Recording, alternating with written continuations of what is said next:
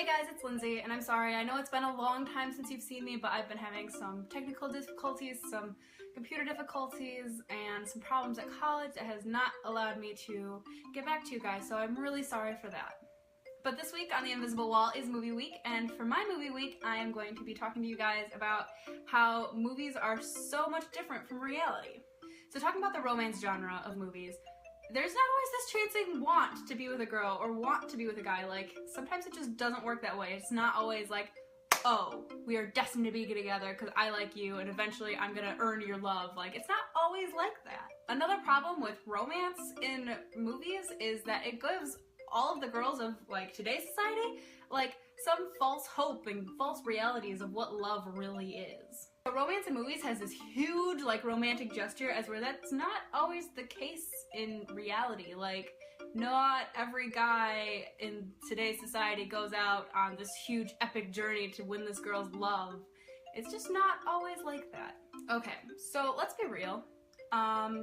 Kisses don't always have this huge, like, romantic moment. Sometimes they're just awkward, sometimes they're weird, sometimes they're not exactly how you want them to turn out, but there's not always this huge romantic, like, this is how it's supposed to happen, this is exactly what I wanted my first kiss to be, and stuff like that. So with how wonderful Disney is, like, it gives us false standards. Like, there's no way that we can meet our Prince Charming when we're 16. I mean, props to those who do, but we don't always find that guy at 16 and then fall into this huge deep sleep and then have him wake us up with his one true love kiss.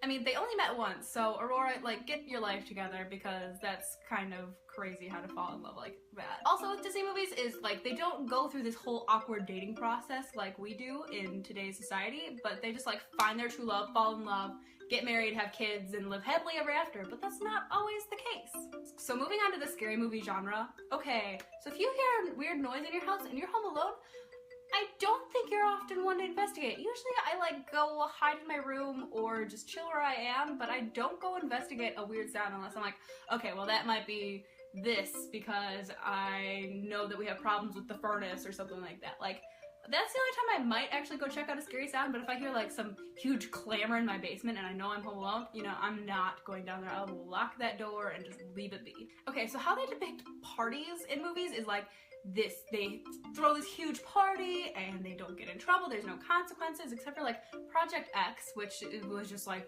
hugely blown out of proportion, like this huge party, and the kid pretty much did die at the end because his parents were about to kill him.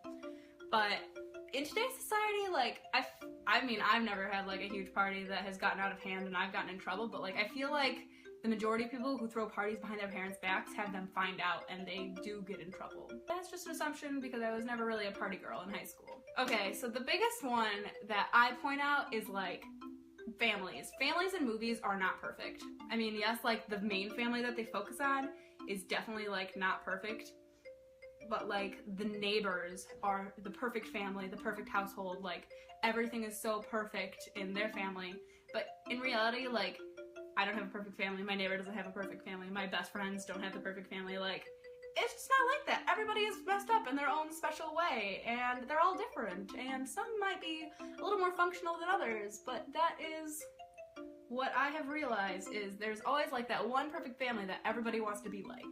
So that was my movies week on The Invisible Wall. I am hoping that you guys will see a lot more of me now that I finally have a new camera and my laptop is finally working. So hopefully that'll all be better now. But you will see me next Friday and we will see Sarah on Monday.